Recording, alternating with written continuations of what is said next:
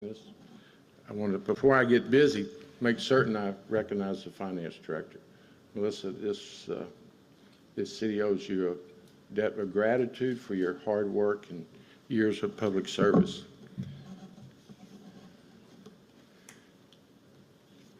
You know, if you don't remember a thing that I say this morning, in fact, I had a script, but I don't need a script to address this budget. I'm going to leave some of the details to Melissa in a little while, the raw numbers, but I'm going to certainly speak to the framework of the 2025 budget. But if you don't remember anything else I say this morning, I want you to take this away because it's accurate and probably refutes a lot of what I heard in the press this morning. You know, it's kind of hard to get dressed when you're the mayor and you're hearing it's going to happen this way. It's going to happen this way. I just wish occasionally people just ask me, because this budget will not raise your taxes.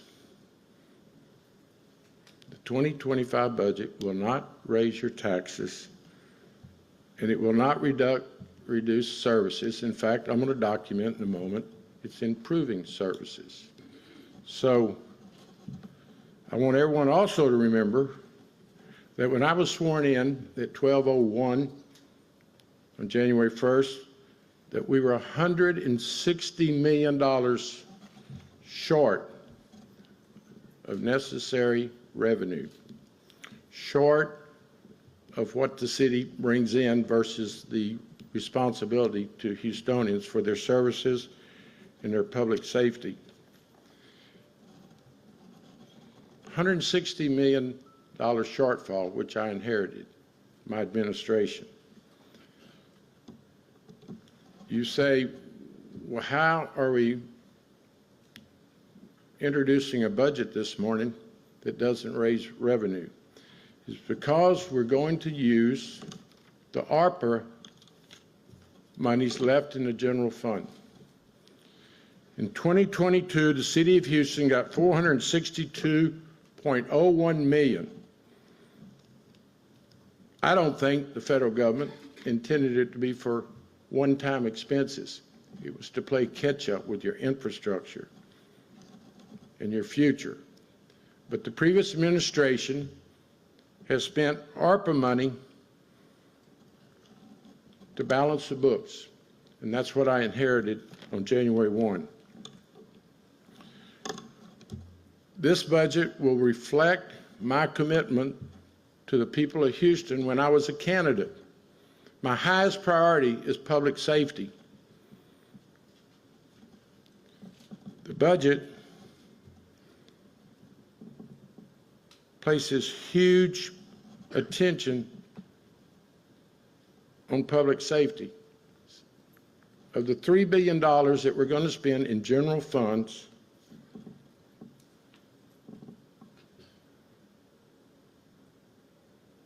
%68 of it goes for public safety, fire and police. Out of the total budget of $6.7 billion, 7% being increased primarily for salaries and maintenance. But the budget addresses my commitments of public safety, infrastructure, and city finances. So let me walk you through how we get to a budget that I think is responsible and protects our city employees and Houstonians.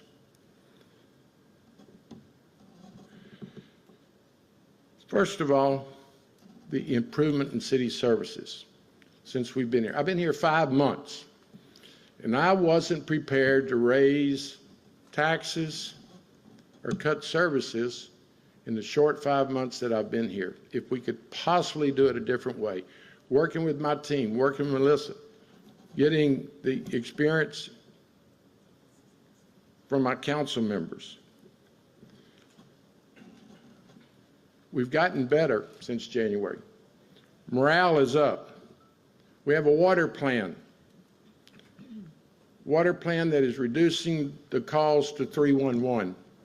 Response time to Houstonians has improved. Solid waste is picking up garbage and recycling on the same day, first time in several years. The permitting center is doing a turnaround on permits in better time frame. You might say, for example, how is solid waste doing better and improved service? And we haven't raised taxes, we haven't dealt with a garbage fee. It's because people are excited to work for the city of Houston. They're recruiting family members, they're recruiting their neighbors. The vacancy rate when I took office in solid waste was 27% vacancy. That's the reason sometimes it would take 2 weeks or more for people to get their recycling picked up. Today it's a 6% vacancy. They're working hard. Friday morning I'll be at their shop at 6 o'clock in the morning to let them know, first of all, that we're in the middle of a negotiation with city employees, which we won't forget. They're the ones that allow us to meet here today. So we're more efficient, we've improved morale, the public notices it, and then the home run since I took office is collaboration. I could spend the rest of the day talking about the partnership we've established with county government.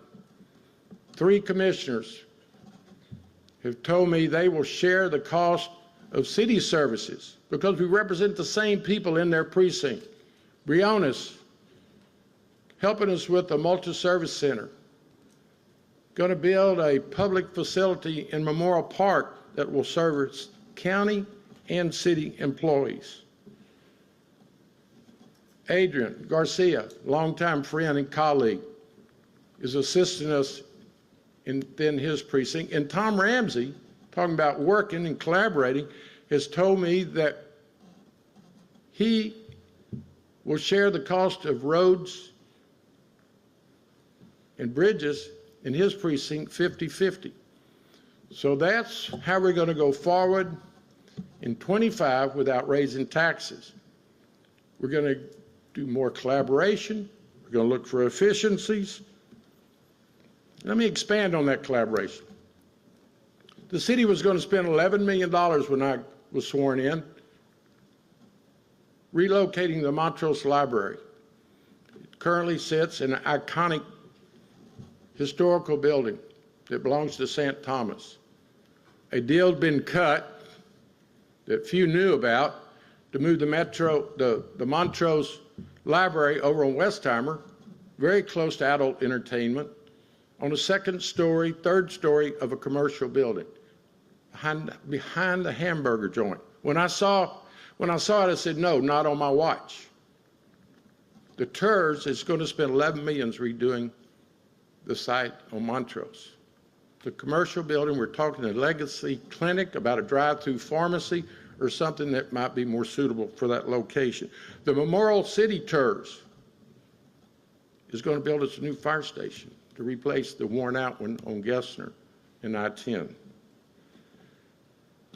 Metro, we broke ground the other day at Westheimer. They're going to assist us in our streets. TxDOT has informed us they have proceeds to help us. We're going to do a beautification in Houston. You know, if you drive around Houston, our freeways and many of our roads have not been maintained from an appearance. We want people to know we're proud of the city of Houston. And of course, the land office. Johnny Mata, when he was here a couple of weeks ago talking about a leader in our community, said it was historic to have a statewide Republican official appear at Houston City Council. We're going to get additional proceeds from HUD through the land office. So you can see things are in place to get through 2025 without raising taxes, through efficiencies and collaboration. But let me also tell you about the challenges. We have a great city, great people, but we have serious challenges. And I talked about the financial condition during the campaign. I actually said during the campaign we didn't know the true state of the city's finances. And we're still learning on a daily basis where we could have savings, efficiencies. We're actually eliminating waste as I stand here and talk to you. But we have a lot to do. You know, the previous mayor at the Horseshoe, I'm watching TV as a candidate, says that the sanitation department and the costs are unsustainable. But I'm going to leave that to the next mayor. Okay, we accept that responsibility. We have a lot to do. What I would ask my colleagues to help use 2025 as a pathway to 2026. We're going to put everything on the table, except probably Pollard's parking meter time extension, but we'll put that up there if he wants. Everything's on the table. We're going to listen to Houstonians. We're going to see where the cost savings have gotten us. And then we're going to make tough decisions. We have no choice. Public safety being number one. We're going to give the police officers a new contract in a year. We rely upon our police officers. Our firefighters, let me expound on the firefighters a moment. When I got sworn in on New Year's Eve, as I've mentioned, we were $160 million short of needed revenue. It was being covered by ARPA. So if you'd never heard of a firefighter contract, I want you to realize, and I want the press to repeat, we had a $160 million shortfall in January. We're covering that with the last of the ARPA funds. We're using $187 million, the last of the ARPA funds, which we got in 2022, to balance this year's books. The firefighters were scheduled to go to trial in March. The Houston Partnership and other advisors was saying it was going to be $800 over $1 billion to settle just on the back pay. Courts have been very favorable across the state to the public employees. Through tough negotiations, give and take, mediation, it was decided $650 million was the proper amount, looking out for the firefighters and the taxpayers of Houston. Some have politicized it. Some run it up as high as they can to scare the public, act like all of a sudden they're fiscal conservatives. The truth and the facts are that this had been going on for 8 years. So if you add up the arrears over 8 years and what you've got to pay in the next 5 years with a contract, it's a big number. It would be a big number for the police department, public works, health, or parks. 8 years in the past, 5 years forward. We're very fortunate to get that agreement, and it is a shame that it's been politicized. Actually condemned the morning after firefighters were saving people in Kingwood. I don't have time for politics when we're writing a budget or play games. There's a time to campaign and there's a time to go to work. The time to work is before us. I'm going to ask Melissa in a minute to go over the raw numbers. I think I have given you an accurate portrayal of where the city of Houston finds itself. 2025 is covered. And let me also add this. As we go forward and put everything on the table, we're going to look for pools of money. I'm working with the state leadership as I talk. There is a real strong possibility that Austin is going to give us additional resources, but we need sustainable funding, no one-time ARPA. We need to look for, which I did last session with the entertainment district, hotel occupancy tax 3 miles in every direction from George Brown, $3 billion over the next 30 years. What if we did that 10 miles in every direction from George Brown? Be money to fix our infrastructure, which so has badly been neglected.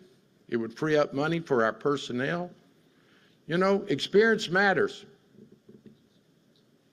I've been on Senate Finance for years.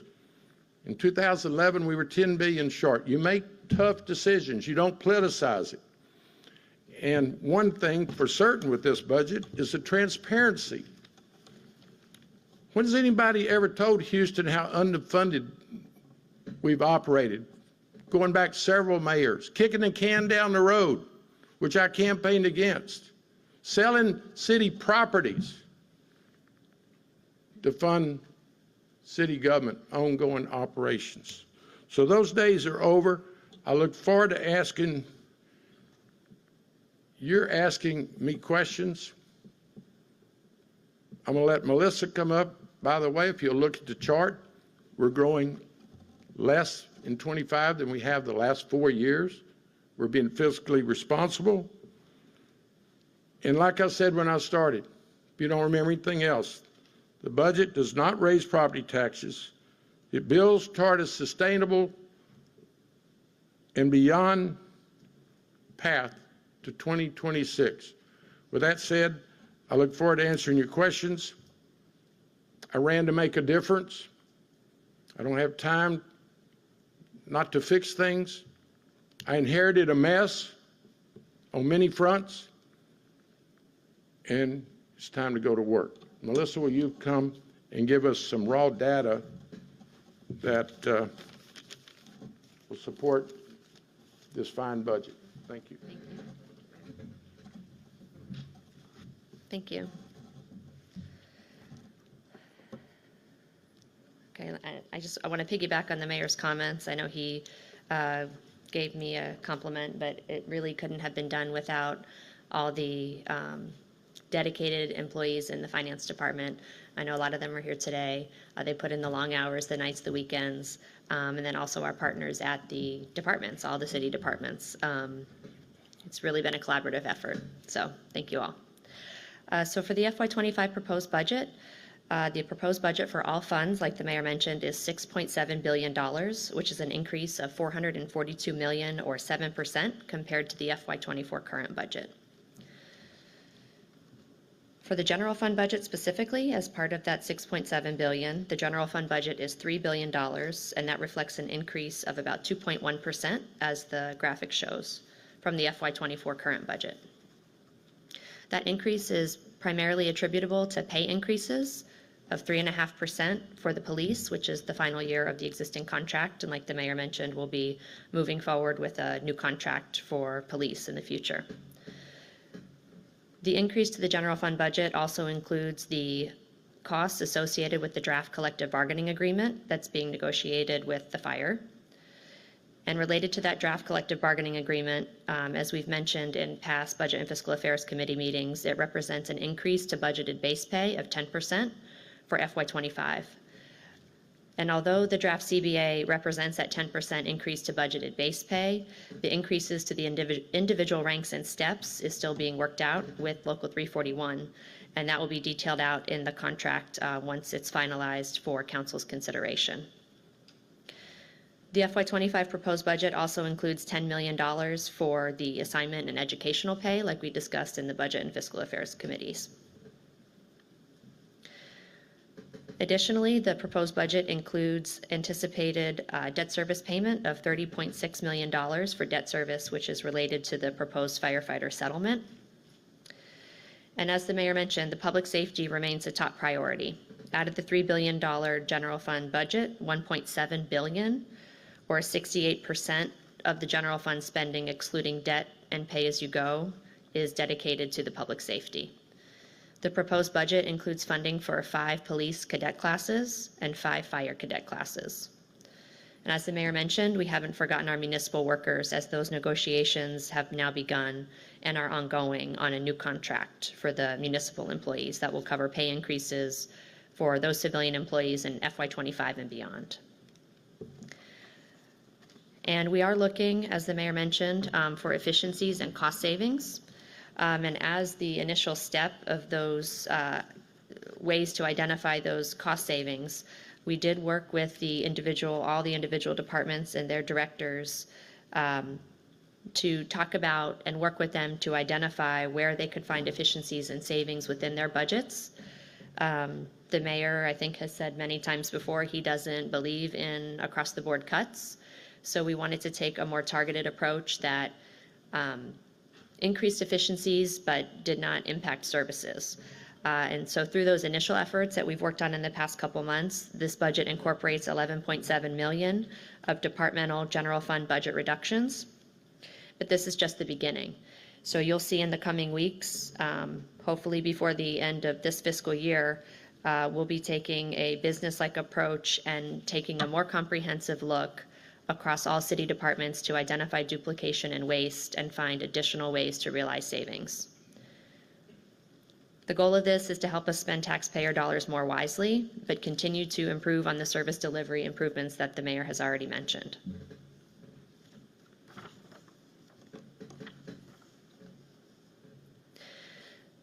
So as we look for those efficiencies and cost savings, though, we can't discount that we are under strict limitations on our revenues.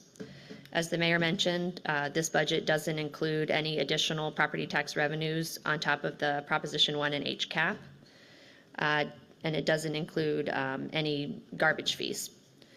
But we do recognize that there are several revenue constraints that the city of Houston confronts that our peers in Texas don't have to contend with. We have our own locally imposed revenue cap on top of the state cap. We have, as I mentioned, in this proposed budget, no dedicated revenue to support solid waste operations, as other cities do. And we have no general fund support from a city-owned utility, like most of our peers. So I think the mayor mentioned in his speaking notes that all the options are on the table, and that this FY25 budget is building towards the FY26. So while we don't have any of those additional revenues in this proposed budget, that's what we're going to be working through during the fiscal year to identify all those options that are still on the table. Just to speak on the property tax revenue cap, as I mentioned, we have our own local cap in addition to the state cap, and this budget complies with that local cap and the state cap as well. But property tax revenue is the largest funding source for the general fund budget and compromises about 50% of all general fund revenues. Touching on the ARPA utilization, the mayor did cover that already. So that is something that through the previous use of ARPA funding, you'll see tomorrow in my 5-year forecast presentation, that will be a special called BFA meeting. We'll talk about the current fund balance and drawing down that fund balance to close the budgetary gap for this year. As I did mention, the $11.7 million of expenditure savings, but largely the FY25 budget is balanced by making a draw on fund balance. So this proposed budget includes a projection for the ending fund balance of $280 million, which is 11.1% of expenditures less debt service and pay as you go. This still represents $91 million above our minimum of 7.5% and brings the fund balance back more closely in line with where our fund balance was pre-COVID. The budget does also fund the Budget Stabilization Fund, which represents an additional $25 million in case of disasters.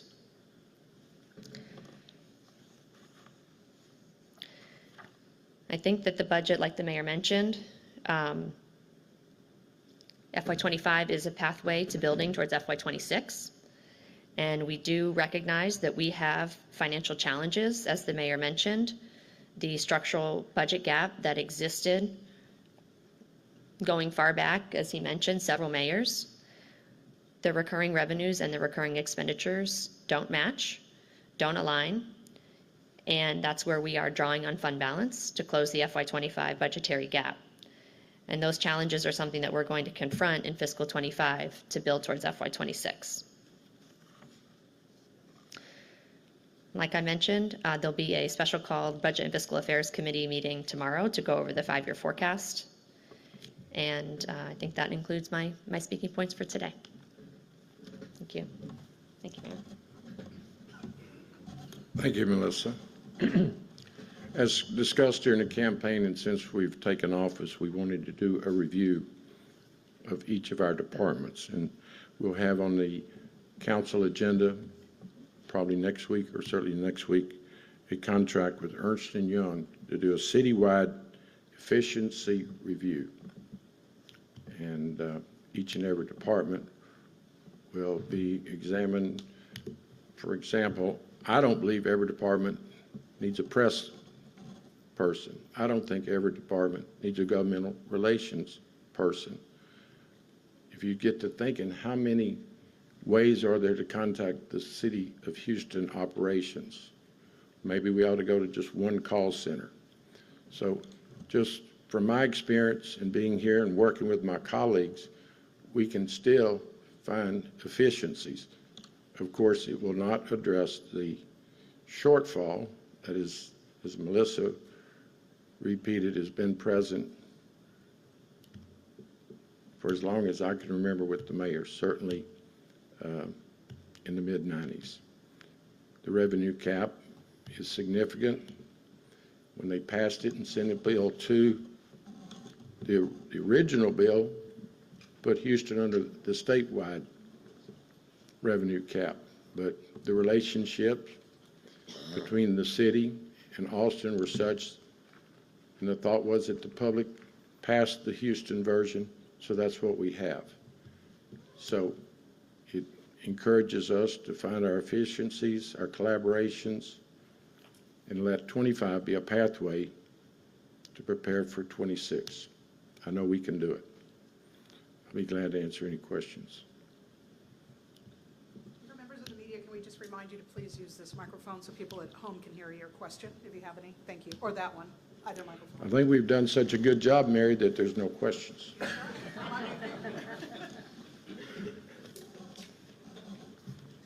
Mayor, last week, the new Metro chair talked about the revenue that her agency gets and said that we need to remember that it's not Metro's money, it's not the city's money, it's the taxpayers' money. And that's a prelude to a subject we brought up before. Can we expect a larger contribution or clawback of the 1 cent sales tax to the city to help with these challenging times? Very fair question. Reinforces the good selection I made in Ms. Brock, that she realizes that most of the Metro funds are raised inside the city of Houston, but she also recognizes that we need a reliable, safe, and clean Metro system. So that's the first priority, to make what the public has a right to depend on in a transit system. But let me reinforce what I said earlier. Everything's on the table. I can remember Bob Lanier addressing city finances as a former chair of Metro. So I'm not proposing that this morning. I think we need to see the other efficiencies and the collaborations that I mentioned. But Ms. Brock's correct.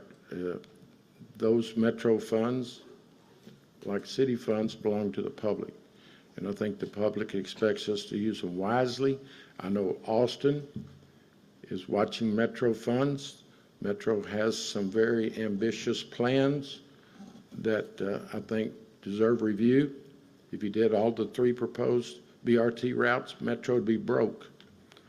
They wouldn't be able to assist us in street repairs, drainage, or other necessities that now they're going to partner with us. The Westheimer announcement the other day was really profound, that they're going to assist the city on one of our major traffic arteries, and there's going to be others, quite frankly. So all I can say is, Greg, it's part of the conversation.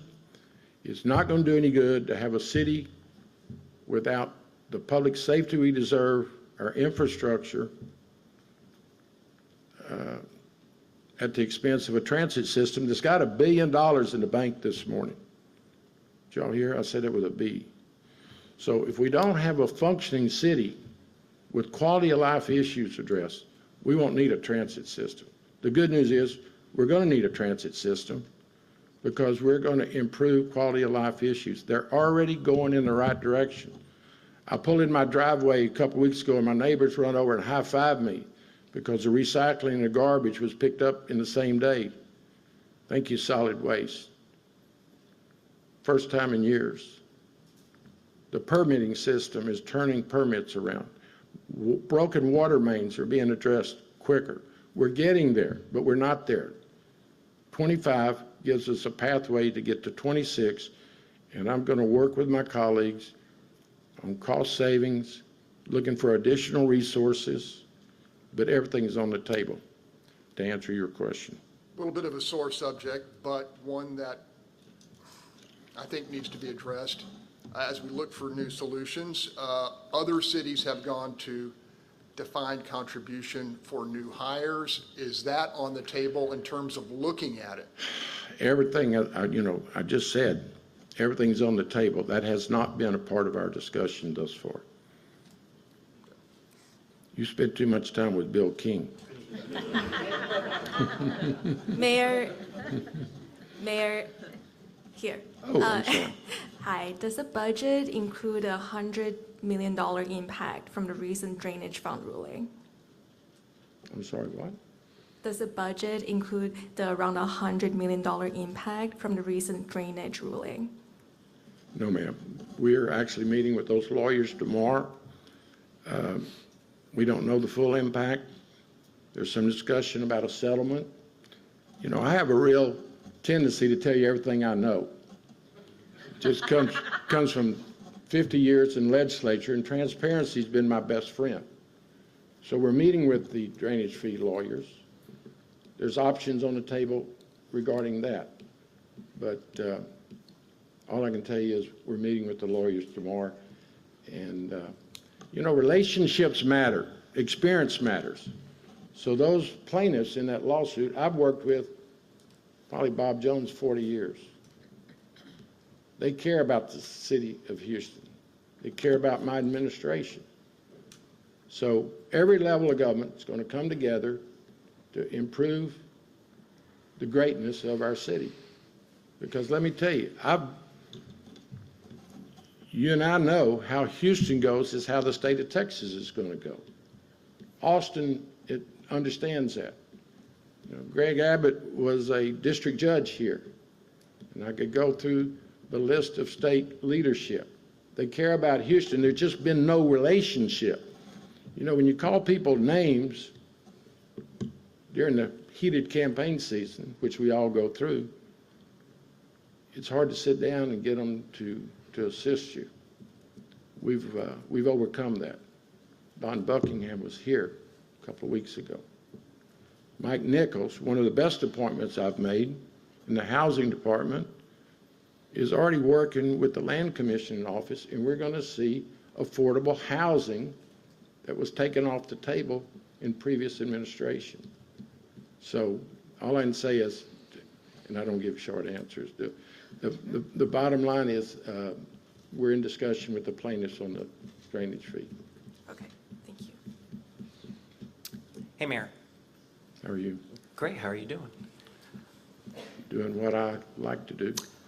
Let me ask you about, you say everything's on the table. You mentioned the parking meter. That was one that you kind of don't see eye to eye with. Can you give specifics for Houstonians when you say everything's on the table? You've been around. You know them. I mean, we don't have time to list them, but all the above. And I'm not going to do your work for you, but everything that we've discussed, the parking meters was going to interfere with commerce downtown. I think that was more an experiment. Maybe if 3 council members could get something on the agenda. Most of the council members know you come to me with a reasonable proposal that you've vetted and done your research and talked to your colleagues and talked to Central Houston and talked to Houston First and the business community and the workers that need to park in the evening. You got to consider all that, and you can get something on the deal. And we hadn't even talked about governance. Prop A passed, 3 members can, any of those items that you want me to list, any 3 of them can bring me those proposals. And I wouldn't be shocked if they did. These members care about Houston tremendously and are smart. Chairman of Finance, Alcorn, been down the road. So to answer your question is all the above. There may be items that we haven't even had suggestions of. We're going to fix and have a sustainable financial picture. That's the only reason I ran. You know, if things were working well, I would have never gotten a race. I'd be in the state Senate today. But I and Houstonians were concerned. There's way too much spend before I got here. And that's another conversation for another day. All the programs that were spun that now we're finding are not viable, are not financed. So anyway, I'm not giving you a short answer. That's okay. And you had talked about public safety. Some of these people have to go to work. That's reading them. It helps us too with editing. You mentioned. Oh, you got that down. Yes. 5 HPD cadet classes are coming up. You talked about the importance of public safety. That's 375 officers. We've heard from former Chief Finner that he wanted 2,000 officers. We talked to Acting Chief Satterwhite last week, who told us that he would love to have 2,000 more officers today. That would do so much more for the public if Sure. they had that. So this budget calls for 375 cadets if they're full. How do you get to that 2,000 number? Good question. First, collaboration. And Chief Satterwhite, before he was made acting chief, was making such progress with the 86 agencies in Harris County. I held the first meeting. He took the handoff and has been meeting regularly with everyone that you could name. We'd spend the rest of the day. We have a lot of law enforcement in the city and in Harris County, but they don't talk to each other. Little York on the north side of the streets in Harris County patrolled by deputy sheriffs, south side city of Houston. They don't talk to each other. So we're going to continue that collaboration. And I got questioned during the campaign about bringing the DPS to town. They're here. They've been here for months. They get involved in the chases. We need their helicopters. We need their forensic labs. So yes, we're going to have force multipliers by collaborating with the other agencies. And I was reading an article, believe it or not, about 6 this morning, about Austin maybe going to reserve officers. You know, I'm going to work with the employee groups and see about if the retirees could be brought back online, certainly in the central business district. So there's a lot of opportunities, and I'm going to say it one more time. Experience matters. I've seen most of the issues that we're confronting today. We haven't even talked about the homeless issue, which is a high priority. Mike Nichols, one, is going to make this the most affordable, we used to say large city in America. His goal is any city in America. And we're going to deal with the homeless in a very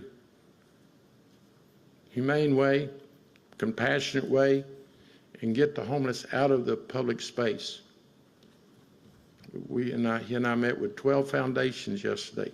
We're going to raise the money to give housing to the homeless. We're going to deal with mental health. We're obviously watching the Supreme Court case where the city could use a little more encouragement of the homeless to seek shelters. You know, I could spend the rest of the morning talking about Haven for Hope, which is my model. I talked about it in the campaign. They don't have a homeless issue in San Antonio. They can't have one because of tourism and the Riverwalk. So they have an overnight location at Haven for Hope. Every night about 800 individuals stay there, no questions asked. Porta cans, showers, food bank feeds them. They're protected. I'm excited. In fact, you're getting me worked up. I'm going to go upstairs and go to work if we can get out of here. And I want everybody to do it. I think everyone here is a public servant, including you, whether you ever run for office or not. And I think someday we're going to be questioned, what did you do with your public service? And that's going to address the budget. It's going to make this city greater than the one we woke up in this morning. Thank you. Yeah, thank you. Hi, Mayor. Hey, partner. I had a question as well about the police and fire budget. I was wondering, besides adding more officers and retaining them, what are some specifics in the police budget that you see that money being allocated towards? Let me tell you a real serious problem. There again, you can't solve a problem if you don't admit you have one. And I'm the first one in years that's going to really describe how important the forensic lab is. Our police are doing a great job arresting folks. Violent offenders are taken to court.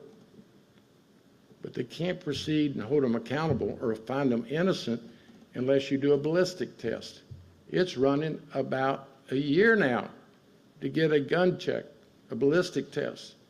We've got to do better at the forensic lab. It's a critical part. Criminal justice is a system. Any part of it breaks down, it affects the whole system. Obviously, you need personnel on the street. You got to have forensics.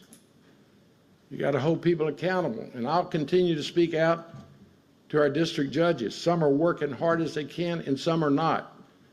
We've got 900 people on the streets of Houston today charged with murder or capital murder and have not been to court yet. They're either out on bond or they're fugitives and no one knows where they are. The most dangerous population and profile in our community. So where we put our public safety money, officers, fire and police. I spoke to 76 police cadets a month ago. It's the second largest ever. The good news is people want to be Houston police officers. Now, getting back to the fire negotiations. I spoke to a fire cadet class that had 31 cadets. Unheard of in the history of Houston Fire Department. Why? Because they didn't know what conditions they were working under, what their contract looked like. They hadn't had one in 8 years. No one talks to them.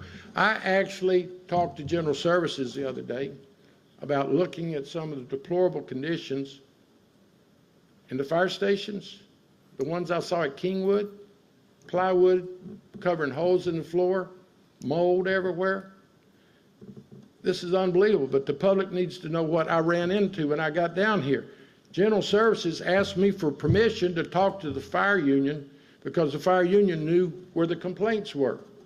I said, what do you mean? Do you have permission? Well, previous administration wouldn't allow us to talk to the fire union. That's how deteriorated relationships had gotten between the fire and the city administration. We depend on firemen. They save our lives. So to answer your question, it'll be for public safety, not just personnel, forensics, equipment. You ought to talk to both departments about the equipment they have to use. Cars are worn out. Fire trucks stay. I'll take you over to Dart where the fire department fixes their fire trucks.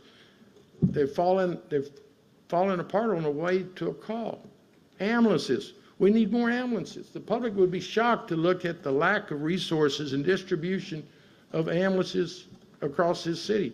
What am I going to do? Obviously, we're going to address it in the budget, but we're going to go to the private sector. There are corporations across Houston said they've never been asked to partner with the city of Houston. I can start naming them that will buy us an ambulance. Now, we might have to put their name on the side of it, but we're going to improve public safety, and we're going to have a budget that works. Just to follow up on that, there's also as I'm sure you're aware, a very dire situation at the county jail right now.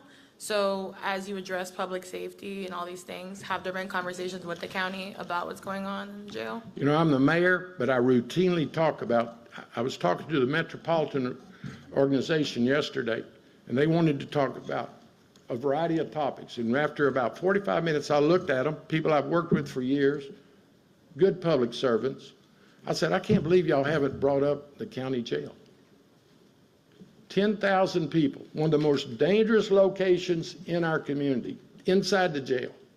Dangerous to the defendants, dangerous to the correction officers, at a cost of millions of dollars. We've got Harris County residents, Houston residents, in Louisiana this morning, away from their family and their defense counsel. Then you got another large group in Post, Texas, outside of Lubbock. There's no diversity in Post, Texas, very little. I spent 24 Christmases there when I was married. It's a beautiful group of people, but you wouldn't want to spend a whole lot of time in one of their jails. So, one, thank you for bringing that up. As former chairman of criminal justice, I know how broken the Harris County criminal justice system is, certainly with how they treat defendants and correction officers at a cost of millions of dollars. Let me tell you what, you ask the officials, do they ever get to talk to their family, their children? You know, family is one of the best tools you use to get someone to turn their lives around. Oh yeah, we allow them to Zoom. Well, try being in Post, Texas, and being from 5th Ward, Texas, and do something that the correction officer doesn't like. You're not going to get a Zoom. That's the real world, unfortunately. And we got to speak out on it. And I'm the mayor, but I'm going to speak out wherever people are being abused, and it compromises public safety. Unfortunately, it's a powder keg in a Harris County jail. To my commissioner friends, go to work on your jail. And I'm not talking about building another one. Get people to court, hold them accountable, find them innocent. If they're repeat violent offenders, I've had a gun in my face. Somebody puts a gun in your face, that's the reason we have TDCJ. And I'm getting away from city government, but I care about Houstonians. It's my responsibility to protect them. And as long as you got a jail, let me tell you another one. I'll help you reporters if you want to cover something. 12 o'clock tonight, the back door, the garage door on San Jacinto is raised. Defendants are released. Some have family, some have a lawyer. Most have no one. Turn loose at midnight because they get credit for the next day. That's what overcrowding does to you. You make poor decisions, easy, sloppy, dangerous decisions. So I have raised Cain for years, and I'll keep talking as the mayor. Good Lord, let at least the sun come up. But they let them out at midnight, nowhere to go, no money. They go then get on a metro train to get out of the elements. Then they're arrested for being a vagrant. So welcome to the criminal justice system. So thank you for raising that. I would challenge the press, go do a story that matters in real lives. Thank you. Thank you. I have one more follow-up, if that's cool, and I'm done. That's okay. I wanted to ask you about something completely different, and your partnerships in Austin that you Sure. talked about. Does that include asking Governor Greg Abbott for some of the surplus money, or how does that? I want to ask anybody that has any influence in Austin, and I'll be doing it myself. You want to talk about efficiencies? Houston lobby team don't need 17 outside lobbyists. Can you imagine that? Yeah, I can talk to Greg Abbott. He and I disagree on a lot of things, but I know he cares about Houston. He wants Houston to be a great city. He's very involved in the development of the Med Center and TM3. So yes, he understands the needs of the city, and we have a good working relationship. And I'll get after them when they're wrong. I did it on the Senate floor, but there's a time to come together and work things out. Thank you. Thank you. You've asked some really good questions. Mayor, one last question. Yes. Do you have the votes for the firefighter deal for ratification? We haven't council? polled, and it's still a work in process. So, I don't think we've seen the final print, but we're getting close to that time. Would you think this budget, which has no tax increase and no layoffs, would help in your argument? We'll do what? Would help in your argument or lobbying council to support I'm the not going to deal? speak for council members. I respect them. They're very diverse. They're going to represent their district. They're at large, play a vital role. So let's just go forward. In fact, I would suggest, let's go to work. Thank y'all. Got time for one more? Nope. Sure. Just wondering, good morning, Mayor, if you can just kind of expand on reaching the conclusion to not include garbage fees in this budget. And we'll Okay, it's real clear. for I've 26. said everything's on the table. Obviously, garbage fee has been kicked around here.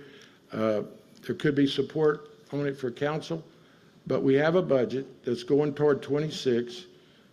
See, that wouldn't alone solve our problem. We've got to do all the above on the table to be considered. So all I can say is it's a working process. The good news is we have a good budget for 2025, but now we need to go to work. Thank y'all.